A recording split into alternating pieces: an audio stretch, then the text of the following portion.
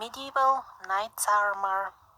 Obviously, it was used to protect the body and to impress the crowds during festive activities. But sometimes the general rules have exceptions.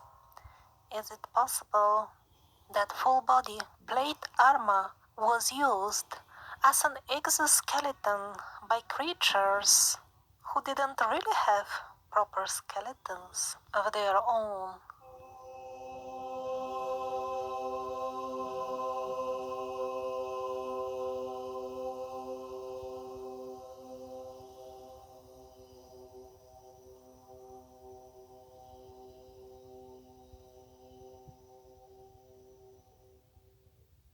The Medici Chapel of Florence. Did the medieval sculptor frankly tell us what is lurking inside certain knights, or should we call them knights' armor exoskeletons?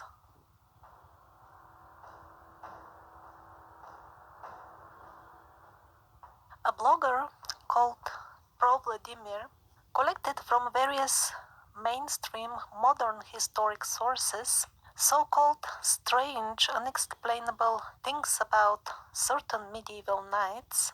The modern historians found such stories in old books and tried to find all kinds of weird explanations for them.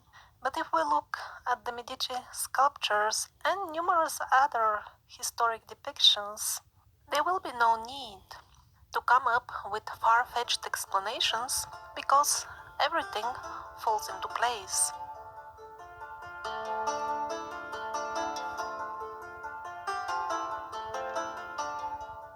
So the glamorous knights, cheered by the crowds, certainly shouldn't have had any problems on the ladies' side, so to say.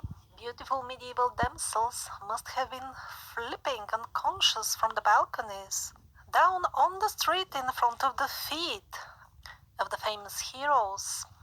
And what were the glorious heroes doing?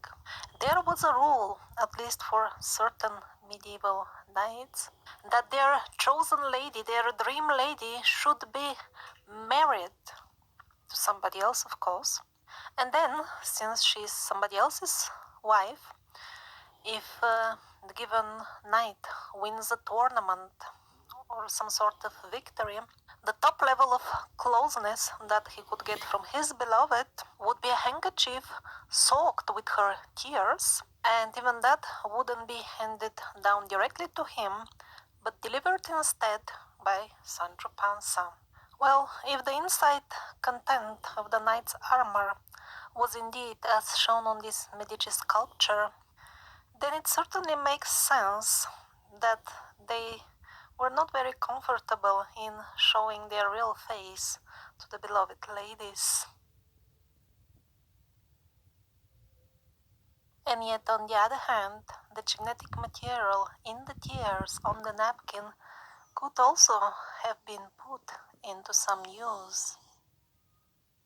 Is it really by chance that the idiomatic expression of blue blood was used to imply that somebody was born in an aristocratic family? Creatures of the same world as those lurking from the exoskeletons of the Medici statues really have blue blood. And on top of all this, in legends we see across multiple continents, the same story is always heard. When a foreign race wants to influence the outcome of earthly affairs, they create hybrids with the human race, who will always end up becoming, strangely enough, kings and queens or emperors.